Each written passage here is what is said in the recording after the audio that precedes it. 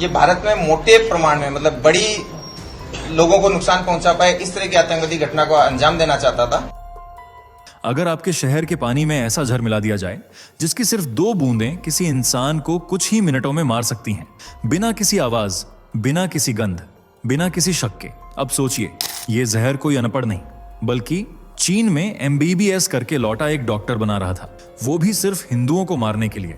आपके दिमाग में अभी सवाल घूम रहा होगा, कौन था ये, कैसे पकड़ा गया, और सबसे बड़ा डर, क्या ये प्लान पहले ही आधा पूरा हो चुका था? बस यही इस वीडियो का मकसद है, आपको वो सच दिखाना जिसे अब तक छुपाया गया था। जरा आंख बंद करके एक विजुअल बनाइए, एक लैब जिसमें डॉक्टर का सफेद कोट नहीं बल्कि मौत की गंध है, एक मेज पर रखी बीकर, अरंडी का तेल, लैपटॉप और बीच में वो केमिकल जिसका नाम सुनकर दुनिया की इंटेलिजेंस एजेंसियां भी कांपती हैं, अराइसियन। ये कहानी सिर्फ एक आतंकी की नहीं बल्कि तालीम की आड़ में तैयार किए गए एक साइंटिफिक किलर की है, जिसका टारगेट कोई बिल्डिंग नहीं बल्कि पूरा समुदाय था। और अगर आपने आज की कहानी पूरी नहीं सुनी तो आपको कभी नहीं पता चलेगा कि यह ऑपरेशन कितना नजदीक था कामयाब होने के। क्योंकि सच ये है कि ATS अगर 48 घंटे भी लेट होती तो आप आज ये वीडियो शायद एक बिल्कुल अलग भारत में देख रहे होते। तो तैयार हो जाइए, क्योंकि आगे जो खुलासे आने वाले हैं वो आपको हिला देंगे। चलिए शुरू करते हैं असल कहानी, डॉक्टर नहीं मौत के सौदागर की। चलिए दोस्तों, जरा जल्दी से कमेंट करके बताइए ये वीडियो आपको कैसे मिला। क्या आपने इसे खुद सर्च किया था या ये अचानक आपकी स्क्रीन पर आ गया और आपने क्लिक कर दिया? सच सच बताइए, क्योंकि हमें भी जानना है कि आखिर YouTube आज हमारे सनातन धर्म की ये आवाज आप तक कैसे पहुंचा रहा है। और हाँ, अगर आप सच में एक सच्चे हिंदू हैं तो अभी के अभी चैनल को सब्सक्राइब कर लीजिए ताकि आने वाली हर एक वीडियो सबसे पहले आपको मिले। वीडियो को लाइक करना मत भूलना ताकि दुनिया को दिखाया जा सके कि सनातन की शक्ति अभी जिंदा है। तो चलिए बिना वक्त गंवाए बढ़ते हैं वीडियो में आगे। कौन है डॉक्टर अहमद मोहिउद्दीन सैयद, डॉक्टर या फिर मौत का सौदागर? चीन ने इस आतंकवादी को ऐसी तालीम दी कि यह हजारों भारतीय हिंदुओं को मारने के लिए तैयार हो गया। क्या है डॉक्टर अहमद का चीन से कनेक्शन? क्या दिल्ली ब्लास्ट में इसी आतंकी का हाथ छुपा है? अब तक कितने आतंकवादियों को पुलिस ने धर दबोचा है? क्या है राइसिन नाम का केमिकल जो हजारों हिंदुओं की जान ले सकता था? चलिए इस पूरे मामले को गहराई से समझते हैं, बस वीडियो के लास्ट तक बने रहें। आतंकवादी, प्रवासी मुस्लिम, अक्सर ये शब्द चर्चा का विषय बने रहते हैं। एक तरफ जहां भारतवासी, खास तौर से गैर मुस्लिम, इन्हें देश के लिए खतरा बताकर देश से खदेड़ देने की मांग करते हैं, तो वहीं मुस्लिम पक्ष इन्हें अपना करीबी बताकर अल्पसंख्यकों के खिलाफ साजिश रचने की बात कहता है। लेकिन हाल ही में जो हुआ है और जिस तरह आतंकवादियों को पकड़ा गया, उसने धर्म विशेष के लोगों की जुबान पर ताला लगा दिया है। एक नहीं, दो नहीं, बल्कि पूरे देशद्रोहियों की टीम का पर्दाफाश हुआ है, जिससे पूरे भारत में हड़कंप मच गया। जहां हिंदू समुदाय गुस्से की आग में उबल रहा है तो वहीं मुस्लिम पक्ष चुप्पी साधे बैठा है। बात है 10 नवंबर 2025 की, जब दिल्ली के Lal Qila metro station gate number 1 के पास शाम करीबन 6:50 पर एक जोरदार धमाका हुआ। यह धमाका इतना खौफनाक और दिल दहला देने वाला था कि पूरी राजधानी दहल उठी।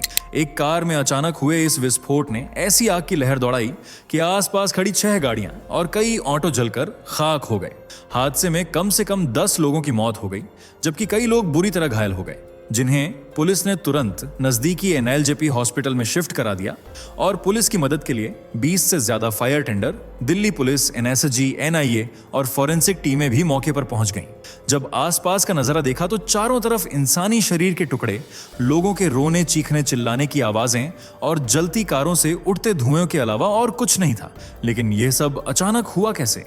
क्या यह सब एक हादसा था या साजिश?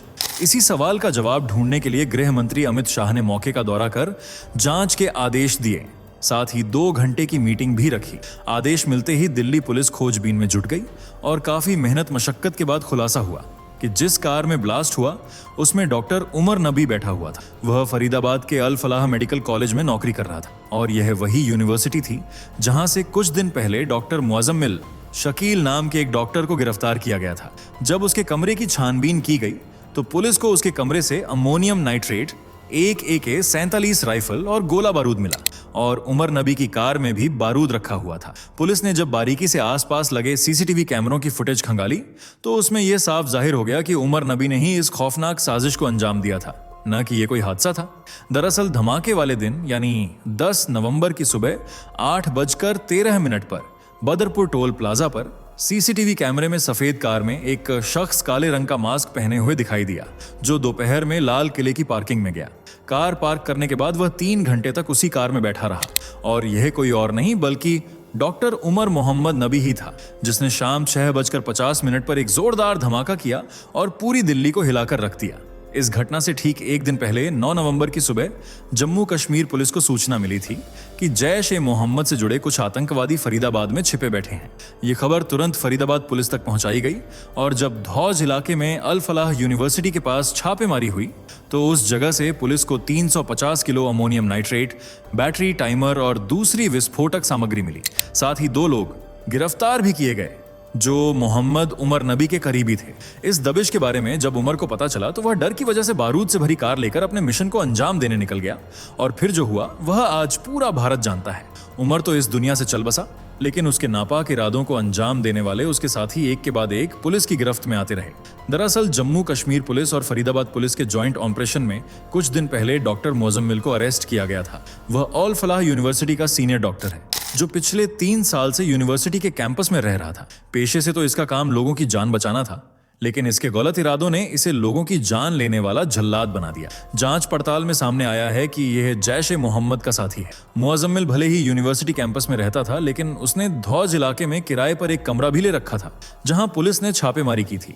बताया जा रहा है कि 15 दिन पहले ही अमोनियम नाइट्रेट डॉक्टर मुअज्जमिल तक पहुंचाया गया था, जिसे 8 बड़े सूटकेस और 4 सूटकेस में छुपाकर रखा गया था। लेकिन जब पुलिस की रेड पड़ी तो सारी पोल पट्टी खुलकर सामने आ गई। इसके बाद पुलिस ने डॉक्टर मुअज्जमिल को अरेस्ट कर लिया, और जब उससे पूछताछ हुई तो कुछ नाम सामने आए, जिनमें एक नाम है डॉक्टर आदिल अहमद राठर, जिसे दिल्ली ब्लास्ट से पहले ही अरेस्ट किया गया था क्योंकि उसने खुलेआम जैश-ए-मोहम्मद के समर्थन में पोस्टर लगाए थे।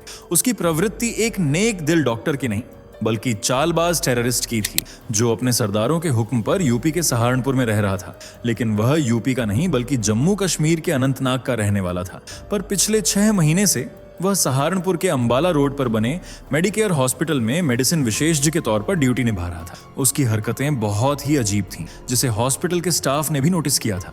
रिपोर्ट्स बताती हैं कि 4 अक्टूबर 2025 को उसने यूपी की एक महिला डॉक्टर से शादी रचाई थी। शादी में भी आदिल ने सिर्फ कुछ करीबी दोस्तों को ही बुलाया था, और हैरानी की बात तो यह थी कि उसने हॉस्पिटल के डायरेक्टर तक को न्योता नहीं दिया था, और ये बात काफी अजीब थी। इसके बाद 6 नवंबर को आदिल ने अचानक छुट्टी ले ली और हॉस्पिटल के हेड को बहाना दिया कि उसकी मां की तबीयत खराब है, इसलिए उसे तुरंत जाना है। मां की तबीयत का सुनकर हॉस्पिटल के डॉक्टर बाबर, जिन्होंने आदिल को रहने के लिए किराए पर कमरा दे रखा था, खुद उसे बस स्टैंड पर छोड़ने गए।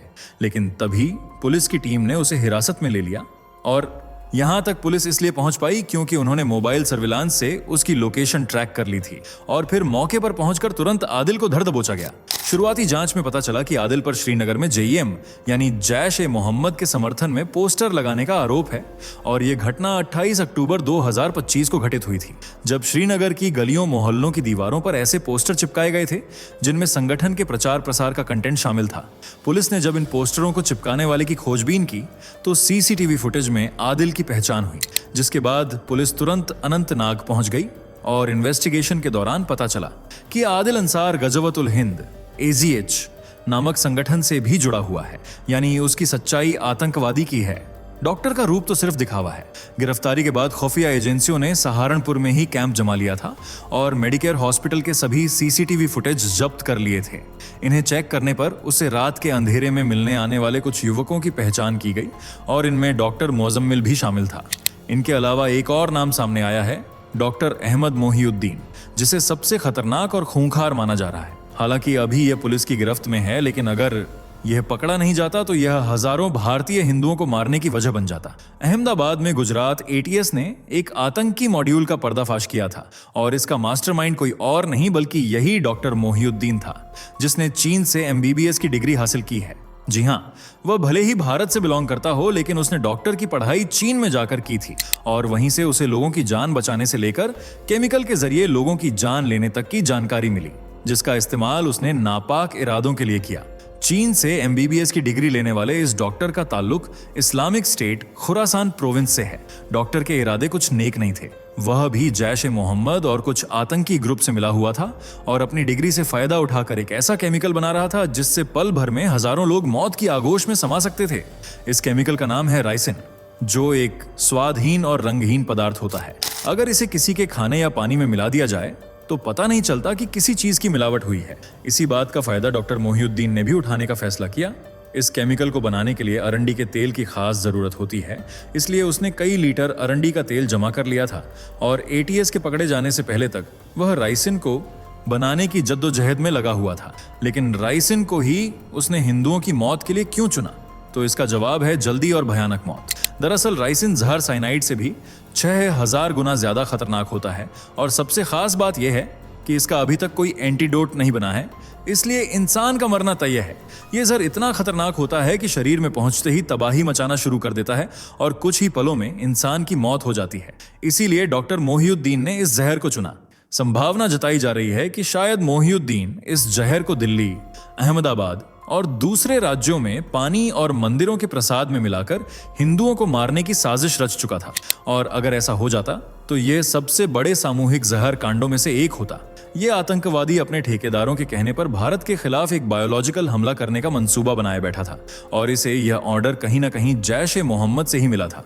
बता दें, ये वही आतंकी ग्रुप है जिसने पहलगाम हमले को अंजाम दिया था और बाद में उसकी जिम्मेदारी भी ली थी। इस संगठन के इरादे भारत के लिए कभी नेक नहीं रहे हैं, क्योंकि यह तो पाकिस्तान का हमदर्द है और वहीं रहकर खतरनाक साजिशों को अंजाम देता है। और अब यह एक नई साजिश रच चुका था जिसके मोहरे थे उमर नबी, डॉक्टर मुअज्जमिल, डॉक्टर आदिल और सबसे खतरनाक डॉक्टर मोहिउद्दीन। सिर्फ यही 4 लोग इस खतरनाक प्लान में शामिल नहीं थे, बल्कि हाल ही में पुलिस ने कुछ पढ़े लिखे इंजीनियरों और डॉक्टर से भी पूछताछ की है और इनमें से कुछ लोगों पर पुलिस अपना शक जता रही है। वहीं पुलिस को डॉक्टर मोहिउद्दीन के ठिकाने से अरंडी का तेल, वह भी 4 लीटर मात्रा में मिला है। इसके अलावा 3 मोबाइल, 2 लैपटॉप और 30 जिंदा कारतूस भी बरामद हुए हैं, जो यह जाहिर करते हैं कि डॉक्टर मोहिउद्दीन कोई बड़ी चाल चलने वाला था। लेकिन शुक्र है कि एटीएस और केंद्र पुलिस के ज्वाइंट ऑपरेशन के चलते इन गद्दार देशद्रोहियों का भांडा फूट गया और इन्हें सबूतों के साथ गिरफ्तार कर लिया गया। इनमें पुरुषों के अलावा एक महिला डॉक्टर का भी नाम सामने आया है, जो लखनऊ की रहने वाली है और इसका नाम शाहीन शाहिद है, जिसे मुअज्जमिल की काफी करीबी माना जा रहा है। मुअज्जमिल अक्सर शाहीन की गाड़ी से ही आना जाना करता था और जब पुलिस ने शाहीन की गाड़ी चेक की तो उसमें से भी पुलिस को कुछ खतरनाक हथियार मिले, इसलिए उसे भी पुलिस ने अरेस्ट कर लिया है। जितने भी देशद्रोही अब तक पकड़े गए हैं वे सब डॉक्टर हैं और एक टीम की तरह साथ मिलकर काम कर रहे थे। इन्होंने अपना पूरा जाल बिछा रखा था, इसलिए कोई सहारनपुर में रहकर वहां की रेकी कर रहा था तो कोई लखनऊ में रहकर वहां के हालात जान रहा था। इस तरह सब अलग अलग शहरों और राज्यों में बसे हुए थे और लगातार एक दूसरे के टच में बने थे। कहा जा रहा है कि डॉक्टर मोहिउद्दीन का कनेक्शन पाकिस्तान से भी है और पूरी टीम आईएसआई के खतरनाक विंग आईएसकेपी यानी इस्लामिक स्टेट खुरासान प्रोविंस से जुड़ी हुई थी। इनका मकसद सिर्फ और सिर्फ भारत को वो ठेस पहुंचाना था जिसका जख्म भारत कभी न भर पाए। इसलिए इन्होंने बड़े पैमाने पर आबादी को मारने के लिए राइसिन जहर को हथियार की तरह चुना। लेकिन पुलिस की चाल के आगे इनकी एक न चली और आखिरकार पुलिस ने इन्हें पकड़कर भारत को बचा लिया। वैसे आपको क्या लगता है, ऐसे गद्दारों को क्या सजा मिलनी चाहिए? अपनी राय कमेंट में बताएं। वीडियो को लाइक, शेयर करके हमारे चैनल को सब्सक्राइब कर लें। दोस्तों, आपकी स्क्रीन पर 2 और वीडियो दिख रही हैं, जिसे देखने के लिए आप स्क्रीन पर क्लिक करें। दोनों देखिएगा, बहुत अच्छी वीडियो बनी है।